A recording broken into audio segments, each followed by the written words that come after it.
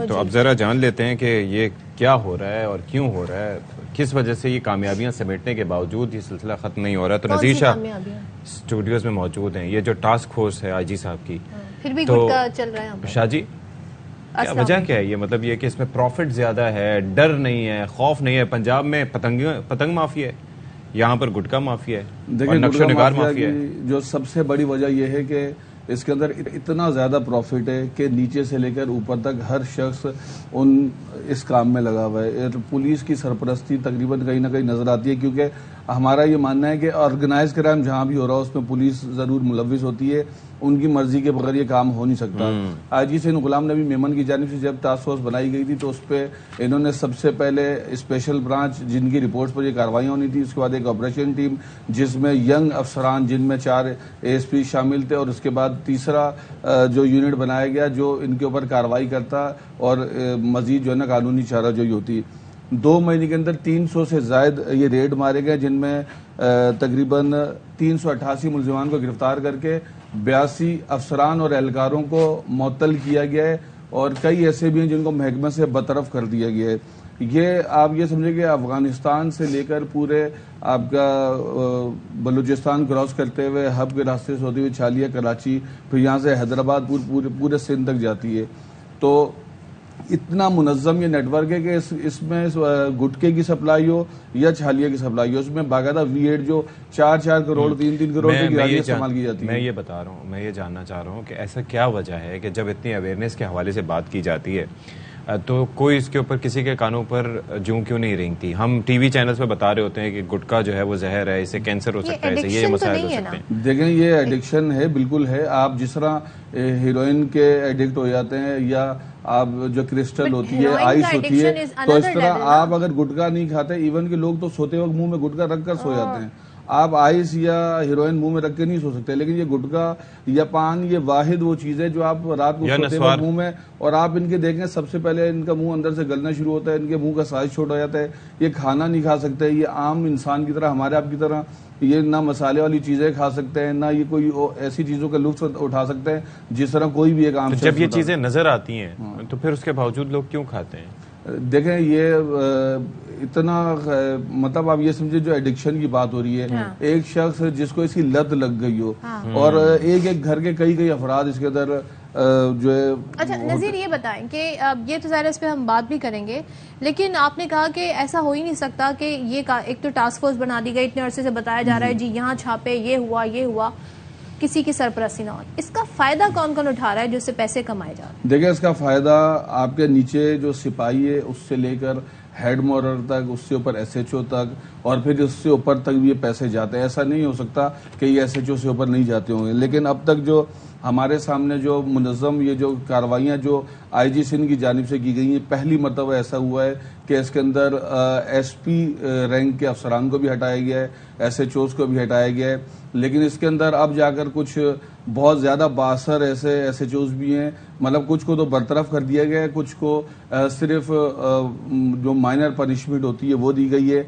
और जिस तरह लास्ट अभी डिफेंस में छापा पड़ा फेरियर थाने में, तो वहाँ के हेड मोरर को फिलहाल हमें ऐसा लगता है जैसे बचा लिया गया है। हुआ क्या वहाँ पे? वहाँ V8 गाड़ी में सरकारी नंबर प्लेट की गाड़ी, सरकारी झंडा लहरा रहा है, ब्लैक शीशे, और उस गाड़ी के अंदर जो है ना गुटखा सप्लाई किया जाता था। और जब उस छापा मारा गया तो ये सादिक कितने की है गाड़ी?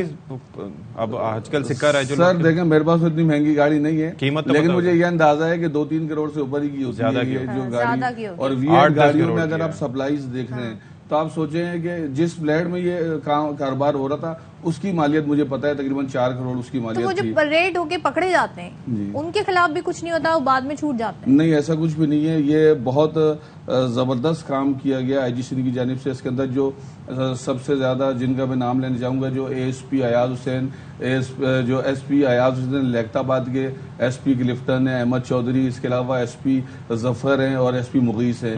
ये 4 यंग अफसरान हैं जिनको ऑपरेशन का टास्क सौंपा गया। इट मीन्स के किसी और को इसलिए नहीं चुना गया कि हर कोई किसी न किसी के साथ एसोसिएट होता है और लेन देन करके छोड़ दिए जाते हैं।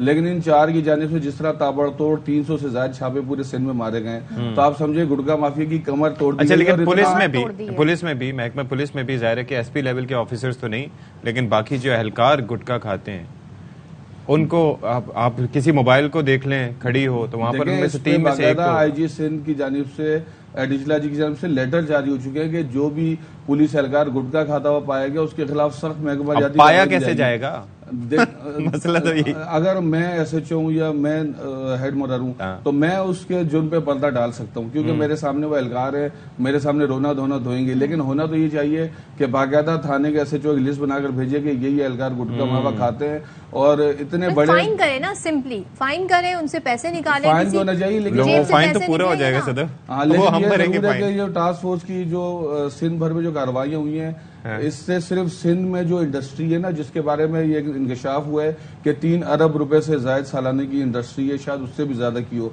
लेकिन सिर्फ सिंध में नुकसान नहीं पहुंचा।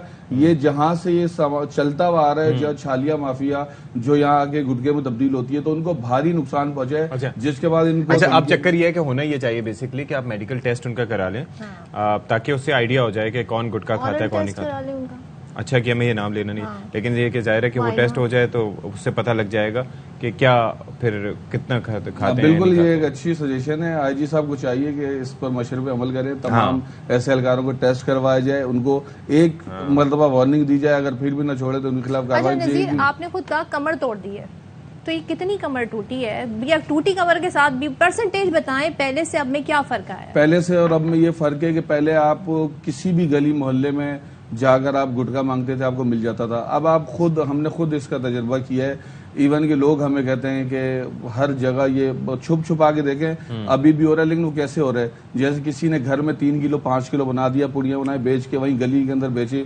लोगों को जो खाने वाले है ना, उसको अब भी पता है कि मैंने किस गली से जाकर लेना है। लेकिन एक इंडस्ट्री होती है ना कि बाकायदा आप एक घर लेके, कारखाना लेके आप गुटखा बनाते थे और करोड़ों रुपए का माल सप्लाई होता था, शेजोर गाड़ियां उस पर इस्तेमाल होती थी। अब ऐसा नहीं है।